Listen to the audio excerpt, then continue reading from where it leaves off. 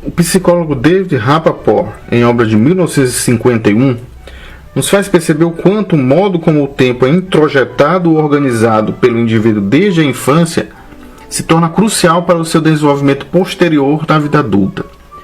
A criança é não apenas acolhida, mas igualmente saciada pelo seio materno, cujo calor a abriga e a protege. Assim que tal saciedade é interrompida, a ligeira cisão entre mãe e filho cria o primeiro estado de necessidade, desperto pelo sentimento de fome.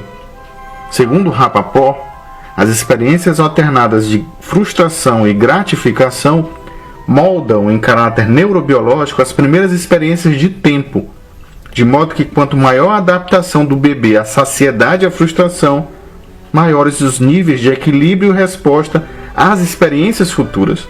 Desse modo, o tempo vai se inserindo através de um senso adaptativo às frustrações, cujos nãos vão quebrando aquela sensação inconsciente de onipotência infantil.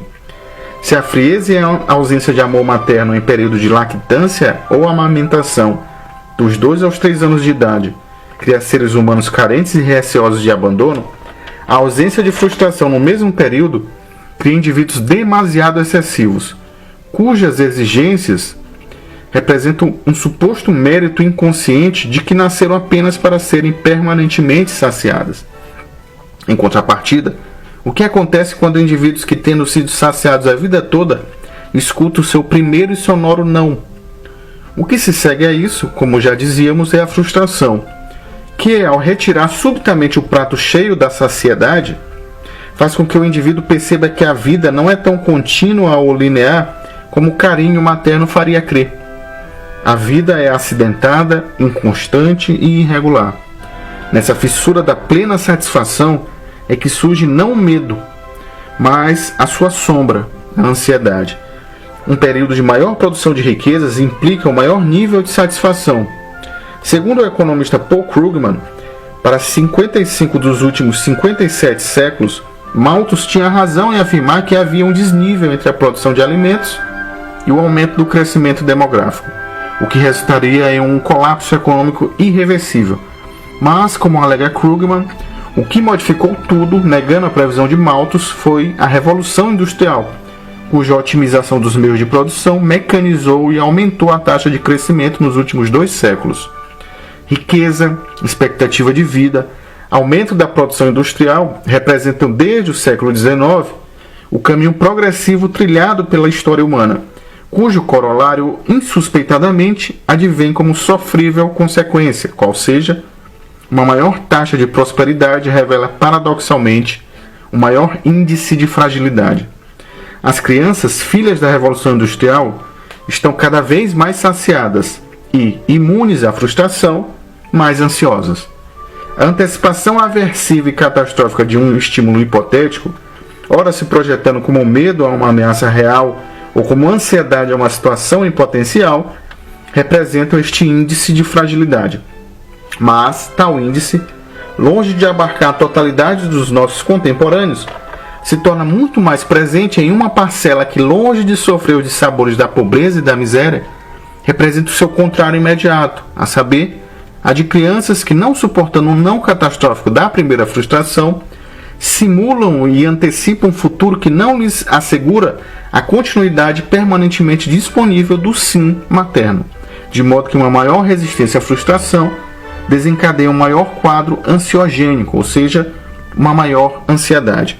O medo e a ansiedade crescem proporcionalmente com o avanço econômico, com a expectativa de vida, com o aumento dos anseios de satisfação e maior resistência às frustrações. Há um estudo psiquiátrico de 1996 muito interessante e que nos põe a pensar sobre tudo isto.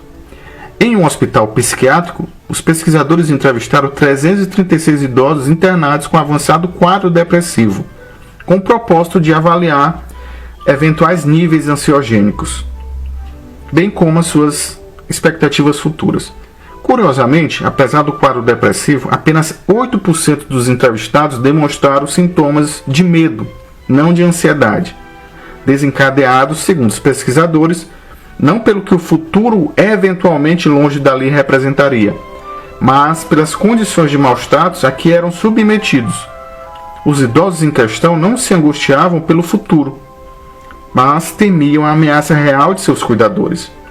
Os dados são insuficientes, bem sei, mas sugestivos a uma reflexão, qual seja, a proporção que se envelhece, uma maior dimensão dos perigos reais favorece uma distinção entre aquilo que realmente se deve temer daquilo que hipoteticamente pode vir a ameaçar. Ou seja, os mais velhos têm uma clara distinção entre medos reais e ansiedades futuras. Em contrapartida, dada a ausência desse mesmo padrão por parte dos jovens, é que se pode atribuir à juventude, cada vez mais perceptível desde as últimas décadas, um maior desenvolvimento não de medos reais, mas de ansiedades, amenizadas por fármacos tão viciantes quanto a cocaína, haja visto metilfenidato. Seriam a ausência de frustração e o aumento da ansiedade juvenil o mal deste século? Sem medos ou ansiedades, eu não temo um não. Eu diria que sim. Quanto maior a resistência à vida adulta, maior não os medos por aquilo que se desconhece, mas as ansiedades. Por conseguinte, quanto maior a ansiedade, maior a insatisfação. E quanto maior a insatisfação, maiores os vícios e os crimes, e as longas partilhas dos mesmos incômodos em longas discussões em filas de banco.